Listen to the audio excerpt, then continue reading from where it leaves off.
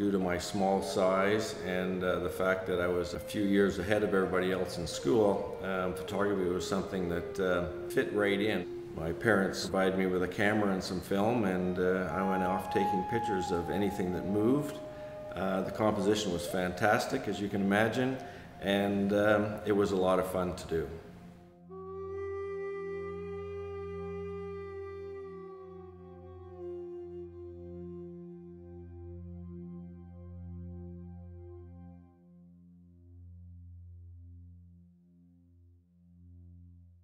Going through school, I really didn't get involved in the arts that much.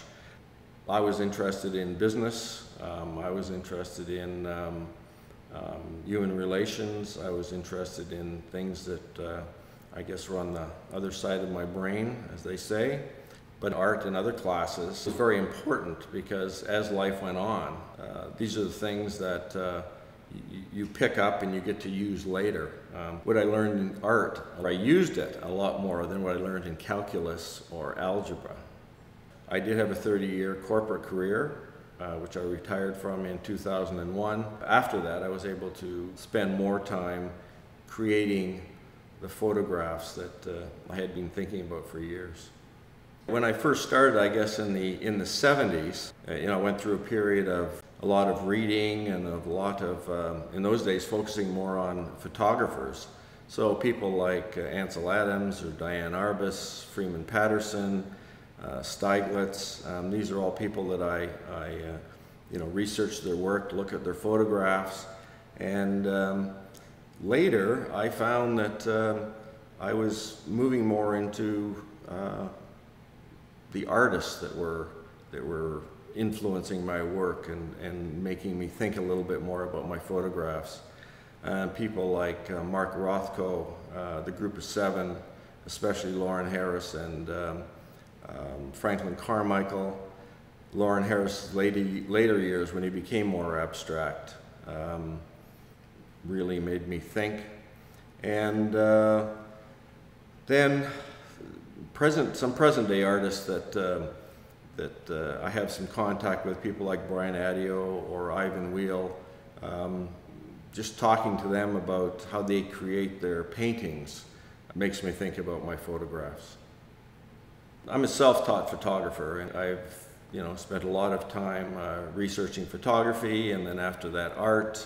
Various people that have written critiques about the art world and photography world. It was very early on that I realized that most photographers do not know a lot about composition, so I spent a few years learning as much as I could from an artist standpoint about composition and what you should be doing if you were painting a picture. So I try to do the same thing through my lens. When I take a photograph, they're all natural light. They do not go through a computer. When I was in the dark room, I didn't dodge and burn. They're usually full frame. What I see is what I take a photograph of. And a lot of that came about in the late 60s. I ran into a book called Zen in the Art of Photography, which I still read today. It has been called the Bible of photography, and I tend to agree with that. It is something that makes you think, and it is something that really helps you reevaluate what you're doing on a consistent basis. So in Robert Leverant's book, Zen in the Art of Photography, there are 128 poetic stanzas, two that I spent a lot of time thinking about. Poetic stanza number 2 is, "A camera is an extension of ourselves, an appendage to bring us closer to the universe." And number 18, "Anyone with a camera can take a picture. Not everyone with a camera is a photographer." I spent a lot of time thinking about those two poetic stanzas, especially from a technical standpoint with my cameras in the early days. So when I used my 35mm or when I used my 2 1/4 or 4x5 or 8x10, I always made sure that I understood what the camera was doing and what the light was doing. Because that's basically all it is. You open up a window and a bit of light comes in, and what you capture is a result of what you've thought about.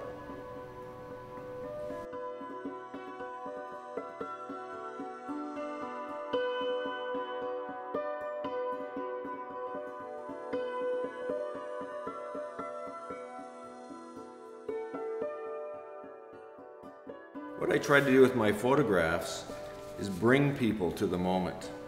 And one way of doing it is adding something so that people can feel or hear what I am feeling or hearing when I'm taking my photographs. And what I've tried to do is do this through haiku poetry. A haiku is the expression of temporary enlightenment in which we see into life, and in this case, it is La Cloche. The photograph Morning Mist, this island pine stands sentry on the lake for all who pass. Beautiful vision. The morning reflection provides a beautiful vision. Surrender to the light.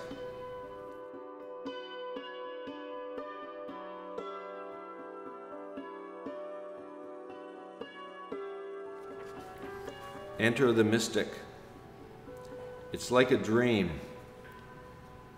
Winter, fir, and pine reach out for heaven.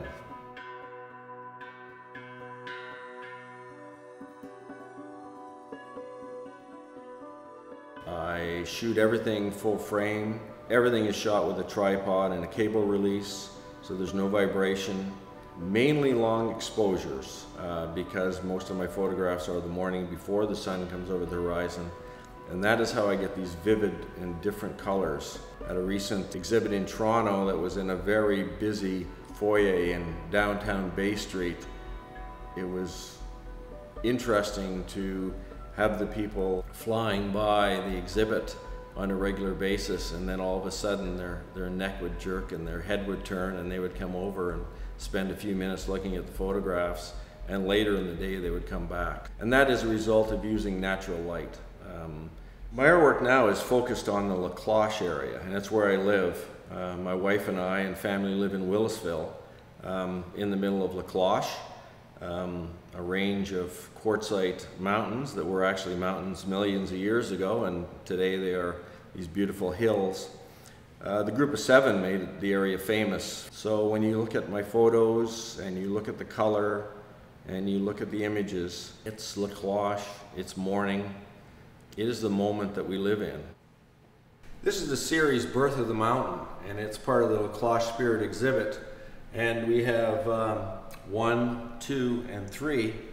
My interpretation of what it feels like to be on the mountain waiting for dawn, and at the same time it's an opportunity to think about the birth of the mountain and what has happened. We start off with something small, something happens, we're not really sure, and then we end up with the mountain.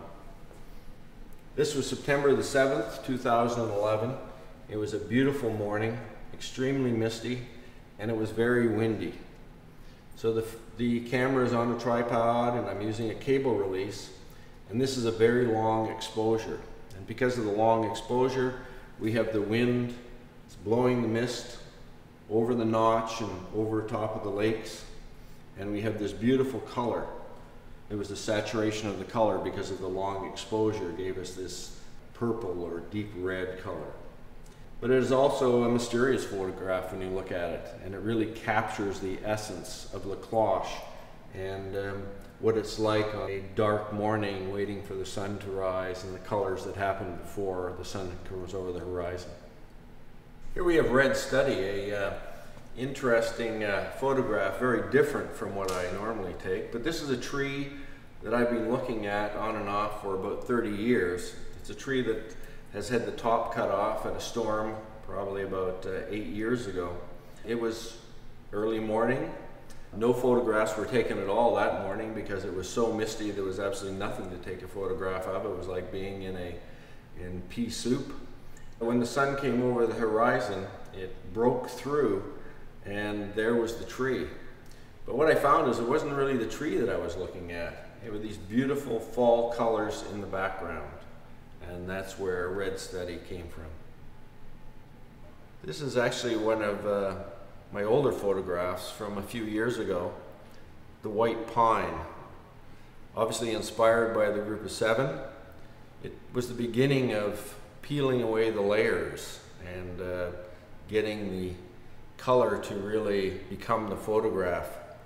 We still have an image that is pleasing to the eye with the composition, but in the background we have the beginning of the color fields and the use of the mist. As you'll see in many of my photographs, the notch, which is a very pleasing mountain pass, I guess is what it is, or what it's called, but the shape of it is very pleasing to the eye and very easy to photograph. La Cloche is an area that is very special to me, and I think that's evident with the photos that I take. And in 2006, my wife and a group of artists were together talking about Willisville Mountain and what was going to happen if they ever quarried the mountain. Valley did have the license to it. The future was unknown as far as what was going to happen. So they thought maybe we should bring some attention to the mountain. Not so much a protest, but just making people aware of the historical value. It's a very important part of Canadian history, Willisville Mountain. Many of the group of 7 have painted from there. Many of their contemporaries, Joaquin Gauthier, Banting, people that today, Bruno Cavallo, Ivan Wheel, and a host of other people had painted the area. So in 2007 we put together a group of people, and the Willisville Mountain Project was formed. We put a call out for artists, and we had over 100 artists from Canada and the United States respond to our call. And the result of that made quite an impact. It made a lot of people aware of Willisville Mountain, a lead-in to what happened next with Willisville Mountain. And Valley actually surrendered the rights to it a couple years later. When I was going through my photographs trying to decide what I would like to submit as something that inspired me with Willisville Mountain, I went through 10 years of sitting on the mountain and being up in the mornings and waiting for sunrise, waiting for the sunrise to come over the notch. And I put together a collage of 54 photographs, all of Willisville Mountain, or the view from Willisville Mountain.